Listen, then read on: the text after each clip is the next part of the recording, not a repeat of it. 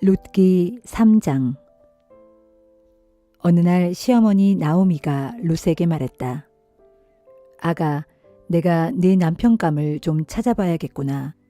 너도 행복한 보금자리가 있어야지. 네가 보아스 집안의 아낙네들을 따라다니며 이삭을 주워오곤 했다만 사실 그 집 주인인 보아스는 우리 친척이 아니냐. 오늘 밤에 그분이 타작마당에서 보리를 까부르고 있을 거야. 그러니 너는 목욕을 하고 새 옷으로 몸단장을 한 다음 그분이 일하고 있는 타작마당으로 내려가거라. 그분이 저녁을 다 먹을 때까지 눈치채지 못하도록 조심하여라. 그분이 어디에서 잠을 자는지 잘 알아두었다가 그분이 잠자리에 들면 너는 그분의 발치개로 가서 이불을 가만히 들치고 거기에 누워라. 그 다음부터는 그분이 하는 대로 맡기면 될 것이다. 룻이 시어머니에게 대답했다. 예, 어머님께서 이르신 대로 하겠어요. 룻은 보아스의 타작마당으로 내려가서 시어머니가 시킨 대로 했다. 보아스는 배부르게 먹고 마신 후 기분이 좋아져서 곡식단을 쌓아놓은 낫가리 곁에 누웠다. 룻은 가만히 보아스의 발치개로 다가가서 이불을 들치고 누웠다. 한밤중이 되었을 때 보아스가 돌아눕는데 웬 여인이 자신의 발치개에 누워있는 것이 아닌가. 보아스가 깜짝 놀라며 물었다. 당신은 누구요? 그러자 룻이 대답했다. 저는 어르신의 여종 룻입니다. 어르신께서는 우리 집안을 보살펴 주셔야 할 분이 아니신가요? 이 몸을 어르신의 옷자락으로 덮어주세요. 보아스가 말했다. 주께서 그대에게 복 내려 주시길 비오. 어지간하면 가난하든 부유하든 젊은 남자를 따라 나설 법도 한데 그대는 그렇게 하지 않는구려. 이렇게까지 어머님을 모시려고 하다니 그대의 효성이 참으로 갸륵하구려. 두려워하지 마시오. 그대가 내게 청한 대로 내가 다 하리다. 그대가 현숙한 여인인 줄은 온 마을 사람들이 다 알고 있소. 그대가 말한 대로 내가 그대의 집안을 책임져야 할 사람인 것은 사실이오. 하지만 나보다도 그대의 집안과 더 가까운 친척이 있소. 하여튼 오늘 밤은 여기서 보내도록 하시오. 내일 아침에 그 친척에게 어떻게 할지 물어보아야겠소. 만일 그 사람이 그대의 집안을 책임지겠다고 하면 그렇게 하도록 합시다. 만일 그 사람이 책임지지 못하겠다고 하면 그때에는 내가 그대의 집안을 꼭 책임지도록 하겠소. 이것은 주께서 살아계심을 두고 내가 맹세하는 말이오. 그러니 아무 걱정 말고 오늘 밤은 여기서 눈을 붙이도록 하시오. 룻은 새벽까지 보아스의 발치개에서 눈을 붙였다. 그런 후 아직 사람들이 서로를 알아보기 어려운 이른 새벽에 자리에서 일어났다. 그것은 사람들이 알아채지 못하도록 행동하는 것이 좋겠다고 보아스가 당부했기 때문이었다. 보아스가 룻에게 말했다. 겉옷을 펼쳐보시오. 룻이 시키는 대로 하자 보아스는 돛박으로 보리를 6번 퍼서 룻에게 이워주고는 마을로 돌아갔다. 룻이 시어머니에게 돌아오자 나오미가 물었다. 얘야, 어떻게 되었느냐? 룻은 나오미에게 보아스가 자기에게 베푼 일들을 낱낱이 말해주었다. 그러고는 이렇게 말을 맺었다. 그분이 그렇게 보리를 6번이나 퍼주면서 시어머니에게 빈손으로 가서야 되겠느냐라고 말씀하더군요. 그러자 시어머니 나오미가 말했다. 됐다. 얘야, 이제는 일이 어떻게 되어가는지 잘 지켜보아야겠구나. 그분은 분명 오늘 안으로 이 일을 다 마무리 지을 것이다.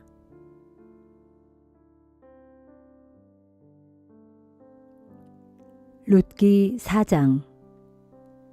한편 보아스는 성문 앞 광장의 높은 데 올라가 자리를 잡고 앉아 있었다.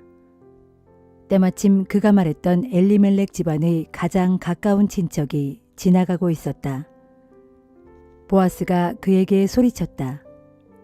여보시오, 이리 좀 올라와 보시오. 그 사람이 올라와서 보아스 옆에 앉았다. 보아스는 또 마을의 장로들 10분을 오시게 했다. 장로 어르신들도 모두 자리를 잡고 앉았다. 보아스는 엘리멜렉의 집안을 책임져야 할 가장 가까운 그 친척에게 말했다. 잘 아시다시피 모압에서 돌아온 나오미가 우리 친척인 엘리멜렉의 밭을 팔겠다고 내놓았소. 여기 모인 여러분들과 우리 마을의 웃 어른이신 장로들 앞에서 당신에게 분명히 해두어야 할 것이 있소. 당신이 나오미 집안의 가장 가까운 친척이므로 그 집안을 책임져야 할 의무가 있으니 그 밭을 사도록 하시오. 그러나 그렇게 하지 못하겠다면 지금 이 자리에서 나에게 분명하게 말해 주시오. 당신이 책임지지 못하겠다면 그 다음으로 책임져야 할 사람은 바로 나이기 때문에 하는 소리요. 그러자 가장 가까운 그 친척이 말했다. 내가 그 집을 돌보는 책임을 다하리다. 그러자 보아스가 그 사람에게 다시 말했다. 당신이 그 밭을 나오미에게서 사는 날 남편을 잃고 홀로 된 모압 여인 룻도 함께 책임져야 합니다. 그 여인에게 아이가 생겨야 죽은 사람의 대를 이을 수가 있지 않겠소? 그러자 가장 가까운 그 친척이 말했다. 그래요?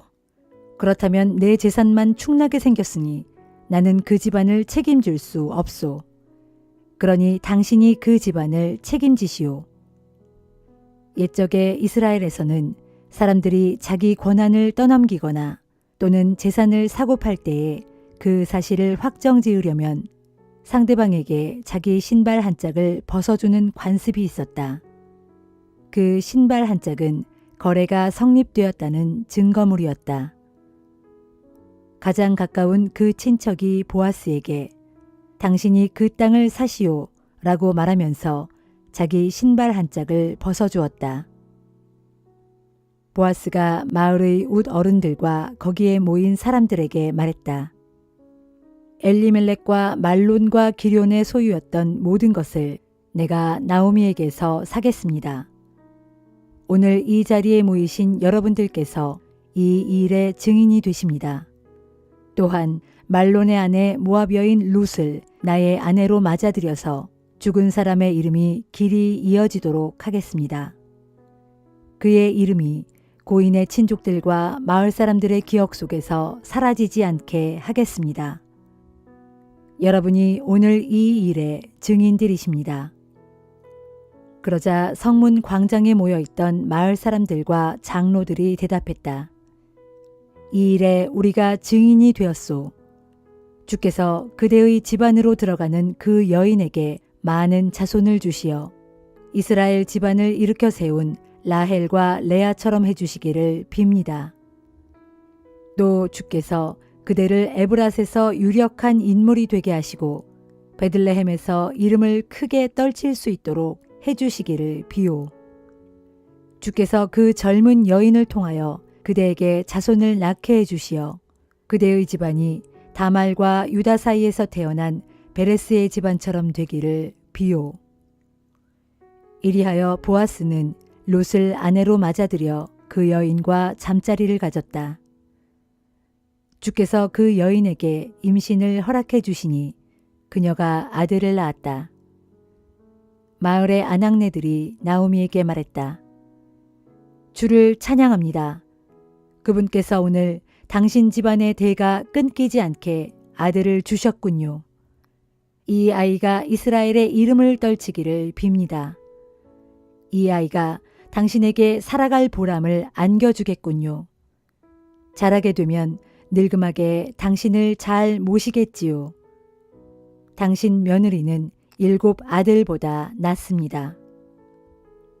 나오미는 그 아이를 데려와서 고이 잘 길렀다.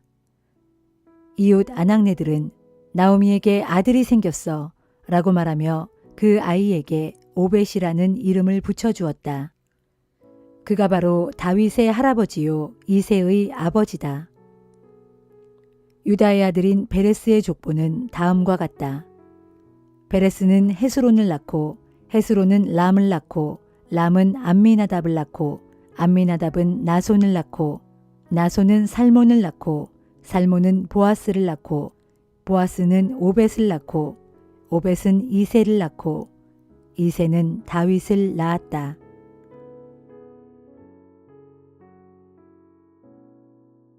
사도행전 28장. 우리가 무사히 해변에 상륙하고 나서야 비로소 그곳이 멜리데의 섬이라는 것을 알게 되었다. 섬 사람들은 우리를 매우 친절하게 대해주었다. 때마침 비가 내리고 날이 추웠기 때문에 그들은 불을 피워주면서 우리를 맞아주었다. 바울이 마른 나뭇가지를 한아름 안아다가 불 속에 넣었다. 그런데 나뭇가지 속에 있던 독사 한 마리가 뜨거운 불기운에 놀라 튀어나오더니 바울의 손에 착 달라붙었다. 섬 사람들은 독사가 달라붙은 것을 보고 서로 수군거렸다. 저 사람은 살인자가 틀림없다. 바다에서는 살아났지만 정의의 여신이 그 사람을 그대로 살려두지 않는구나. 그러나 바울은 그 뱀을 불 속에 떨어뜨렸고 아무런 상처도 입지 않았다. 섬 사람들은 바울의 몸이 이내 부어올라 당장 쓰러져 죽을 것이라고 기대했지만 아무리 기다려도 그런 일은 벌어지지 않았다. 그러자 그들은 생각을 바꾸어 바울을 신이라고 생각했다. 해안 가까운 곳에는 그 섬의 추장인 보블리오가 소유하고 있는 농장이 있었다. 그가 우리를 그리로 초대해서 사흘 동안이나 친절하게 대접해 주었다. 그때 마침 보블리오의 아버지가 고열과 이질에 걸려 병상에 누워 있었다. 바울이 가서 그를 위해 기도하고 손을 얹어 낫게 해주었다. 이런 일이 생기자 섬 안에 있는 병자들이 앞다투어 바울을 찾아왔고 병자들은 모두 고침을 받았다. 섬 사람들은 우리를 극진히 대접해 주었을 뿐 아니라 우리가 그 섬을 떠날 때는 여행하는 데 필요한 온갖 물건들을 배에 실어 주었다. 파선을 당한 지 석 달 후 우리는 그 섬에서 겨울을 보낸 알렉산드리아 배를 타고 다시 로마행 항해길에 올랐다. 이 배의 앞머리에는 디오스구로라는 글자와 그 형상이 새겨져 있었다. 우리는 수라구사 항구에 들러 거기서 사흘을 지냈다. 또 그곳을 떠나 항해하여 우리는 레기온에 닿았다. 거기에서 하루를 묵고 남풍에 실려 그 다음날 우리는 보디올에 도착했다. 그곳에서 우리는 신도들을 만나게 되었고 그들의 간청에 못 이겨 이래를 함께 머물면서 대접을 받았다. 그런 후에야 우리는 로마로 갔다. 로마에 있는 형제들은 우리가 온다는 말을 듣고 앞비오 광장까지 마중을 나왔다. 그런가 하면 트레스 타바르네라는 곳에서 우리를 기다리고 있는 형제들도 있었다. 그들을 보고 바울은 하나님께 감사를 드리고 큰 용기를 얻었다. 마침내 우리는 로마에 도착했고 바울은 경비병 한 사람의 감시를 받으면서 따로 지내도 좋다는 허락을 받았다. 로마에 도착한 지 사흘 후 바울은 그곳에 사는 유대인 지도자들을 불러 모았다. 그들이 모이자 바울이 말했다. 동포 여러분, 저는 우리 민족이나 우리 조상들의 관습을 거스르는 일을 한 적이 없습니다. 그런데도 예루살렘에서 체포되어 이렇게 로마 사람들의 손에 넘겨졌습니다. 로마 사람들은 나를 심문한 후 나를 풀어주려고 했습니다. 내게서 사형에 처해질 만한 아무런 범죄 행위를 찾아낼 수 없었기 때문입니다. 하지만 유대인들은 이 결정에 반대하고 나섰습니다. 그러는 바람에 나는 어쩔 수 없이 황제에게 상소를 냈을 뿐이고 내 동족을 고발할 생각은 처음부터 추호도 없었습니다. 오늘 내가 여러분을 여기에 오시라고 한 것은 이런 사정을 여러분과 더불어 이야기하고 싶었기 때문입니다. 내가 이렇게 쇠사슬에 묶여 있는 것은 오직 이스라엘의 소망 때문입니다. 유대인 지도자들이 바울에게 대답했다. 우리는 당신을 고소한 일에 대해서 아직 아무것도 들은 바가 없습니다. 유대에서 편지를 받은 일도 없고 또 예루살렘서 온 형제들 중 누구도 그런 일을 우리에게 보고한 적이 없으며 당신에 대해서 나쁘게 이야기한 사람도 없었습니다. 그래서 우리는 당신의 견해에 대해 듣고 싶습니다. 우리가 아는 것은 어디에서나 당신의 종파에 대해서 반대하는 목소리가 높다는 것입니다.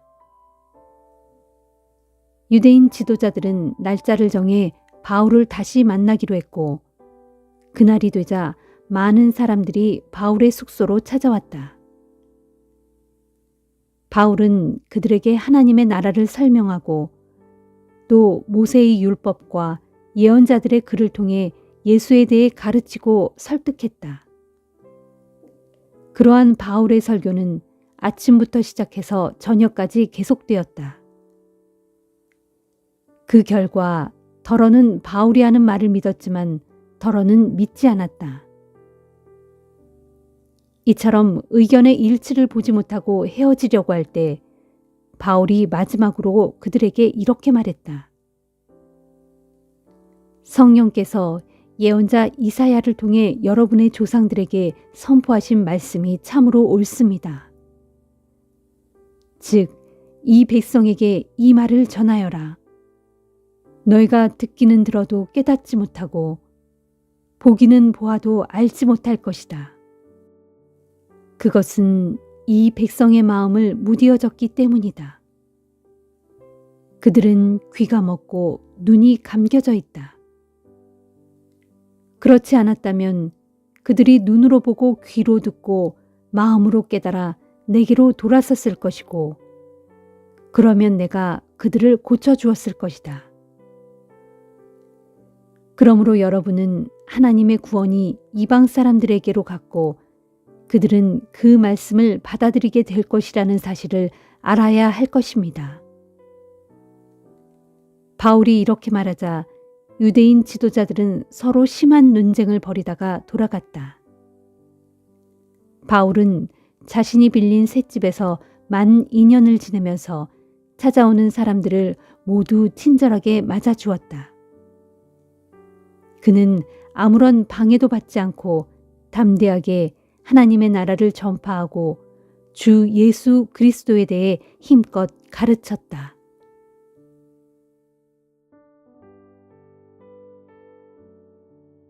예레미야 39장.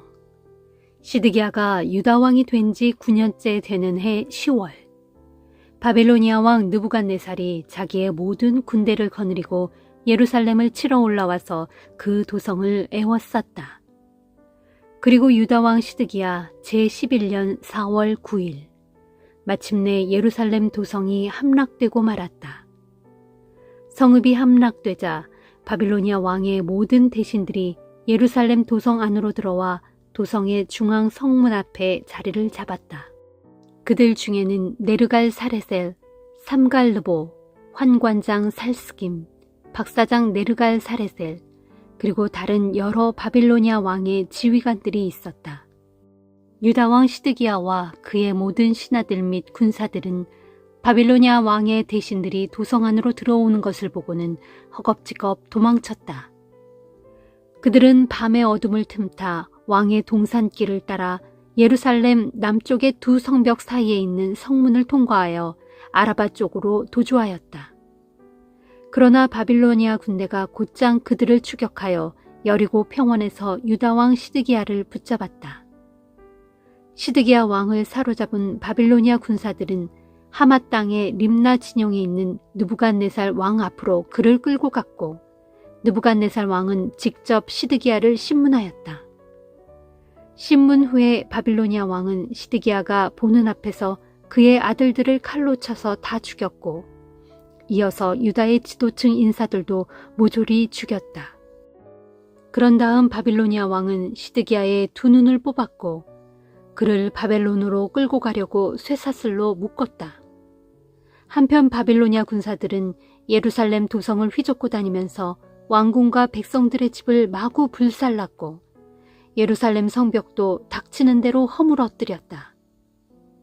바빌로니아 왕의 근위대장 느부사라다는 예루살렘 성 안에 남아있던 백성들과 자기에게 항복한 사람들 및 그 밖에 남은 자들을 모두 사로잡아 바빌로니아 땅으로 끌고 갔다.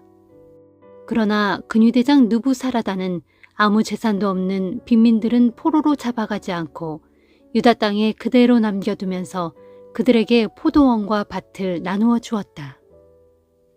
한편 바빌로니아 왕 느부갓네살은 근위대장 느부사라단을 예루살렘으로 보낼 때 예언자 예레미야에 관해서 이런 지시를 내렸다. 너는 예레미야를 데려다가 잘 돌봐주어라. 그를 해치지 말고 그가 내게 요구하는 것은 무엇이든 들어주도록 하라. 그래서 근위대장 느부사라단과 환관장 느부사스반과 박사장 네르갈 사레셀과 바빌로니아 왕의 다른 지휘관들은 느부갓네살의 왕의 명령에 따라 군사들을 보내어 예루살렘 왕궁의 경비대 뜰 안에 감금되어 있던 예레미야를 데려오게 했다. 그런 다음 그들은 사반의 손자요 아히감의 아들인 그다랴에게 예레미야를 맡겨서 그의 고향으로 보내주었다. 그리하여 예레미야는 자기 땅의 백성들 가운데 살았다. 예언자 예레미야가 아직 예루살렘 왕궁의 경비대 뜰 안에 갇혀 있을 때 주의 말씀이 그에게 내렸다. 예레미야야, 너는 가서 구스 사람 에벤멜렉에게 전하기를 전능하신 만군의 주 이스라엘의 하나님께서 말씀하신다. 내가 예루살렘 도성에 복을 내리지 않고 이 도성을 향하여 선포하였던 모든 재앙들을 그대로 내릴 것인데 그날에 너는 내 말이 그대로 이루어지는 것을 내 두 눈으로 똑똑히 보게 될 것이다. 나 주가 말한다. 그러나 그날에 내가 너를 구해줄 것이니 너는 내가 두려워하는 사람들의 손에 넘겨지지 않을 것이다. 그렇다. 내가 반드시 너를 구해줄 것이니 너는 대적의 칼에 죽지 않겠고 마치 전리품을 얻듯 내 목숨을 얻게 될 것이다. 그것은 내가 나를 믿고 의지하였기 때문이다. 이는 나 주의 말이다 하여라.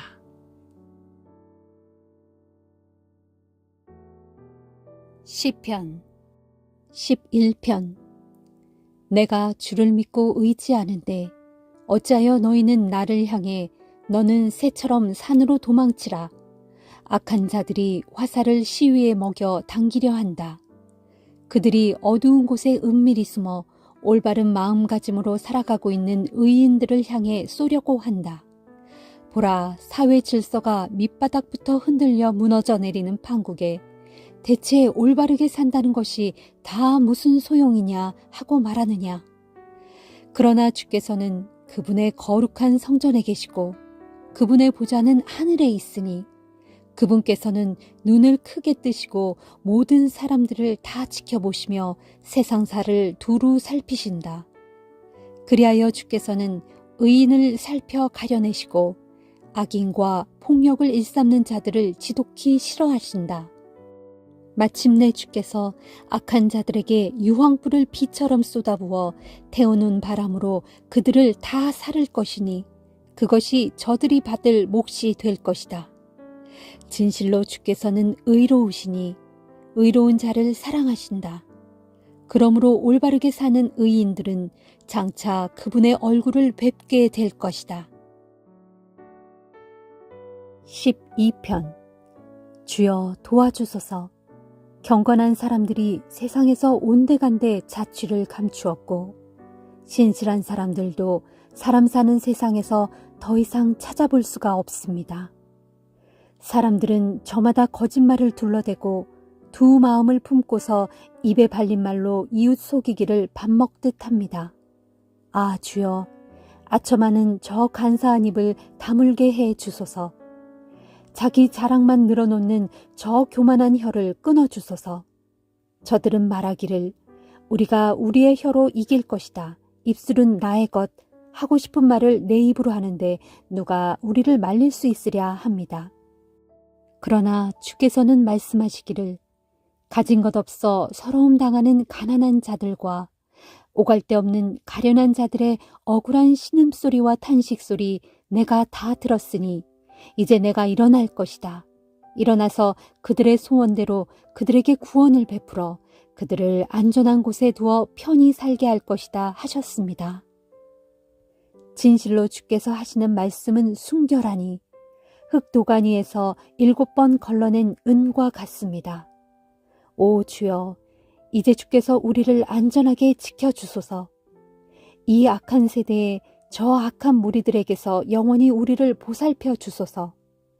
비열하고 타락한 자들이 오히려 높임받는 이 시대, 악한 자들이 사방에서 활개를 치며 설치고 있습니다.